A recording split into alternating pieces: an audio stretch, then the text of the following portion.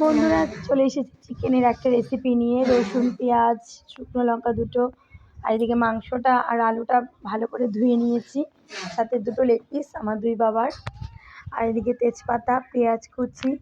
আর আজকে আমি রিফাইন তেলে রান্নাটা করব, তো দিয়ে দিয়েছি হলুদ, জিরের গুঁড়ো, লবণ আর গোটা কয়েকটা রসুন, আর এদিকে আদা, শুকনো লঙ্কা, পেঁয়াজ সব পেস্ট দিয়ে ভালো করে এবার ম্যারিনেট করে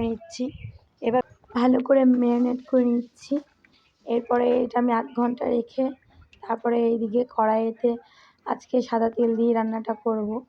তো একটা দারচিনি আর দুটো শুকনো লঙ্কা আর পেঁয়াজগুলো ভেজে নিচ্ছি। আর সামান্য আমি মাংসতে আজকে চিনি দিয়েছিলাম, 2-3 দানা চিনি। এবার আমি টমেটো কুচিটা দিয়ে দিলাম, ভালো করে এপিট ওপিট করে ভেজে নিচ্ছি। তো দেখো লাল লাল করে বেশ পেঁয়াজটা ভাজা হয়ে গেছে। এবার আমি দিয়ে দিলাম চিকেনটা। এর মধ্যে ছিল আলুও, আমি আলুটা সেদ্ধও করিনি, ভেজেও নিইনি, একবারে মশলার সাথে মাখিয়ে নিয়েছিলাম। এবার আমি ভালো করে কষিয়ে নিচ্ছি। আর দেখতেই পাচ্ছ দুটো বড় বড় লেগ পিস, এই দুটো আমার দুই বাবার। এবার আমি গরম জল দিয়ে দিচ্ছি মাংসের মধ্যে, এবার ভালো করে ফুটিয়ে নেব।